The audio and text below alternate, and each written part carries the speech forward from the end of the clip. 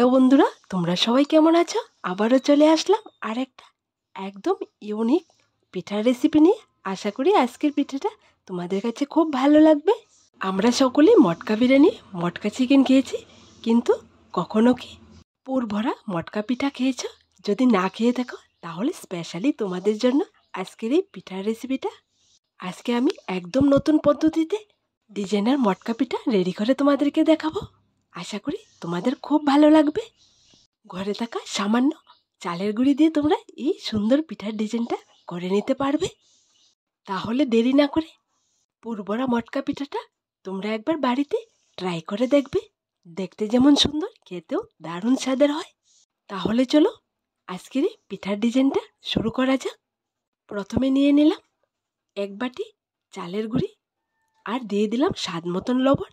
এবার ফুটন্ত গরম পানি দিয়ে আমি চালের গুঁড়িটাকে ড্রো বানিয়ে নেব, যাতে করে কোনো রকমে রুটি বেলা যায়। ঠিক এরকম করে প্রথমে ফুটন্ত গরম পানিটা দিয়ে একটা চামচ দিয়ে ভালো করে মিক্সড করে নেব।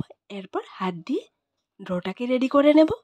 তোমাদেরকে বলি বন্ধুরা, এখানে আমি চালের গুঁড়ি দিয়ে আজকের এই পিঠার ডিজাইনটা করব। তোমরা চাইলে আটা ময়দা দিয়েও এই পিঠার ডিজাইনটা করতে পারবে। দেখো বন্ধুরা, আমি প্রথমে চামচ দিয়ে ভালো করে মিক্সড করে নিলাম, এরপর হাত দিয়ে ড্রোটাকে রেডি করে নিলাম। এইবার এই ড্রো থেকে কিছুটা পরিমাণ ড্রো আলাদা করে রেখে দেব। পিঠার উপরে ডিজাইন করার জন্য একটুখানি ড্রো আমি আলাদা করে নিলাম। এবার ড্রোটাকে এক সাইডে রেখে এখানে নিয়ে নিলাম খই। খই আমরা সকলেই চিনি। খইটাকে আমি আগে কড়াইয়ের মধ্যে দিয়ে গরম করে নিলাম, যাতে করে মুচমুচা হয়ে যায়। এবার আমি ব্লেন্ডারে দিয়ে ব্লেন্ড করে নেব। খইগুলো মুচমুচা হলে ব্লেন্ডারে দিয়ে ব্লেন্ড করলে একদম সুন্দর ব্লেন্ড হয়ে যায়। তাই তোমরা আগে একটুখানি চুলোর মধ্যে বসিয়ে মুচমুচা করে নেবে। দেখো একদম চালের গুঁড়ার মতো হয়ে গেছে। এইবার খই দিয়ে আমি পিঠের ভেতরে দেওয়ার জন্য পুর বানিয়ে নেব। এখানে চুলোর মধ্যে বসিয়ে দিলাম একটা প্যান, এর মধ্যে দিয়ে দিলাম সামান্য পরিমাণ চিনি আর দিয়ে দিলাম এক চামচ নারকেল গুঁড়া। চিনিটা গলে গেছে, এর মধ্যে দিয়ে দিলাম খইয়ের গুঁড়া। এবার চুলোর আঁচটাকে একদম লোতে রেখে হাতা দিয়ে ভালো করে নেড়ে নেব। এরপর দিয়ে দিলাম 1 কাপ লিকুইড দুধ আর 2 চামচ গুঁড়া দুধ। এইবার ভালো করে সবগুলো উপকরণ একসঙ্গে মিক্সড করে নিলাম। আর দেখো খইয়ের পুরটা রেডি হয়ে গেছে। এবার চুলোর আঁচটাকে বন্ধ করে নামিয়ে নেব। আর এখানে নিয়ে নিলাম আগে থেকে রেডি করে রাখা চালের গুঁড়ার ড্রো। এর মধ্যে আমি রেড ফুড কালার অ্যাড করে দিলাম আর হাত দিয়ে ভালো করে মিক্সড করে নেব। তোমাদেরকে বলি বন্ধুরা, আমি এখানে রেড কালার দিয়ে মটকাগুলো রেডি করব। তোমরা তোমাদের পছন্দ মতো কালার দিয়ে তৈরি করলে হবে। আমি এখানে কয়েকটা হোয়াইট কালার আর কয়েকটা রেড কালার দিয়ে রেডি করে তোমাদেরকে দেখাবো। সমান ভাগে ভাগ করে ড্রো থেকে আমি রুটি বেলে নেব ছোট সাইজ করে। এখানে আমি রুটিগুলো অফ ক্যামেরায় বেলে এরপর তোমাদেরকে দেখাচ্ছি। আর খই দিয়ে যে পোরটা আমি রেডি করেছি, এই পোরটা দিয়ে আমি যতগুলো পিঠার ডিজাইন করব ততটা গোল করে লাড্ডু বানিয়ে নেব। দেখো বন্ধুরা, খইয়ের পুরের লাড্ডুগুলো আমি বানিয়ে নিলাম আর এখানে রুটিগুলো বেলে নিলাম ছোট সাইজ করে। এখানে 5টা রুটি আর 5টা খইয়ের পুরের লাড্ডু বানিয়ে নিলাম। আমি অফ ক্যামেরায় 4টা পুরভরা মটকা পিঠা রেডি করে নিলাম আর একটা পিঠা আমি তোমাদের সামনে দেখিয়ে দিচ্ছি। আমি একটা রুটির ভেতরে খইয়ের পুরের লাড্ডুটা ভরে এরপর আমি হাত দিয়ে সুন্দর করে গোল করে নিলাম।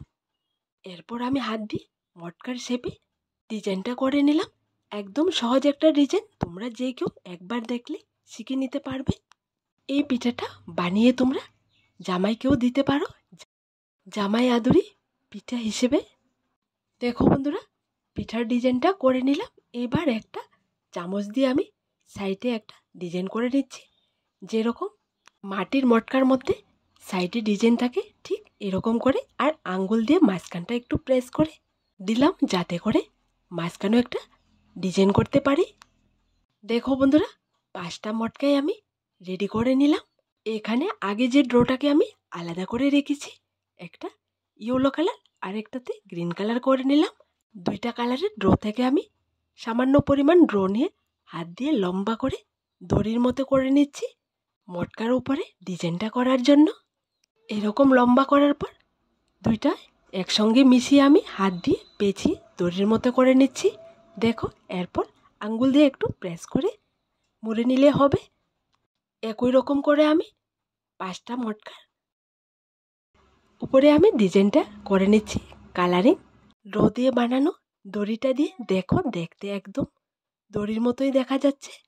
সবগুলোর উপর সুন্দর করে সেট করে বসানোর পর একটা সুই দিয়ে আমি আর একটুখানি দড়িটার উপর ডিজাইনটা করে দিচ্ছি, যাতে করে ডিজাইনটা একদম ফুটে আসে।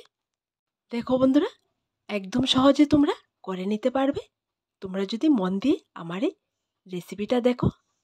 এই ডিজাইনটা হয়ে গেছে। এইবার আমি মটকার উপরে রাখার জন্য নারকেল দিয়ে লাড্ডু তৈরি করে রেখেছি। এবার 5টা মটকার উপরে আমি নারকেলের লাড্ডু দিয়ে ডিজাইনটা করে নিচ্ছি।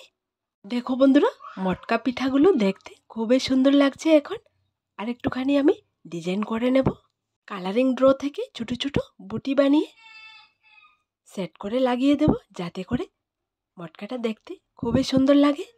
আর এখানে দড়ির সামনের অংশে একটা ডিজাইন করার জন্য একটা ছাঁকনি নিয়ে নিলাম আর একটুখানি কালারিং ড্র আঙ্গুল দিয়ে প্রেস করে বের করে নেব। যেটা বের হবে একটা সুই দিয়ে আমি দড়ির সামনের অংশে সেট করে লাগিয়ে দেব। আঙ্গুল দিয়ে প্রেস করার পর যেটা বের হয়ে এসছে একটা সুই দিয়ে আমি দড়ির সামনের অংশে সেট করে লাগিয়ে নেব। এরপর দেখা যাবে একদমই হুবাহু দড়ির মতোই। আশা করি তোমরা যদি একবার মন দিয়ে দেখো তাহলে এই পুরবরা মটকা পিঠার ডিজাইনটা একদম সহজ লাগবে আর তোমরা সহজে বানিয়ে নিতে পারবে। দেখো বন্ধুরা, তোমাদেরকে একদম কাছ থেকে পিঠাগুলো আমি দেখিয়ে দিচ্ছি। দেখো পিঠার ডিজাইনটা কতটা সুন্দর হয়েছে, একদম অরিজিনাল মটকার মতো হয়েছে। এইবার সবগুলো পিঠা আমি স্টিম করে নেব। স্টিম করার জন্য নিয়ে নিলাম একটা স্টিমার। স্টিমারের ভেতর আমি সবগুলো পিঠে একটু ফাঁকা ফাঁকা করে সেট করে বসিয়ে নিচ্ছি। আর পিঠাগুলো স্টিম করার জন্য আগে আমি চুলোতে পানি বসিয়ে রেখেছি, পানিটাও ফুটে গেছে। এইবার স্টিমারটা ফুটন্ত পানির হাঁড়ির উপর সেট করে বসিয়ে উপর দিয়ে ঢাকনা দিয়ে কয়েক মিনিট রাখার পর নামিয়ে নেব। 2 মিনিট স্টিম করার পর দেখো পিঠেগুলো হয়ে গেছে। এইবার পিঠেগুলো আমি স্টিমারের ভেতর থেকে নামিয়ে নেব। আমি এই রেসিপিটা রাত্রেবেলা করেছি, তার উপরও করে ভিডিওর মধ্যে কালারটা সুন্দর আসেনি, কিন্তু অরিজিনালভাবে খুবই সুন্দর হয়েছে পিঠেগুলো। দেখতে যেমন কালার তেমন খেতেও দারুণ হয়েছে। তো তোমাদেরকে বলি বন্ধুরা, আজকের এই পুরবরা মটকা পিঠার ডিজাইনটা তোমাদের কাছে কেমন লাগলো ছোট্ট একটা কমেন্টে লিখে জানাবে। দেখো সবগুলো পিঠে আমি একটা প্লেটে নিয়ে নিলাম। ছুরি দিয়ে মাঝখান দিয়ে একটা পিঠে কেটেও ছিলাম, কিন্তু ভিডিওটা ডিলিট হয়ে গেছে। পিঠেগুলো একদম অসাধারণ স্বাদের হয়েছে। তোমরা অবশ্যই একবার ঘরেতে ট্রাই করে দেখবে।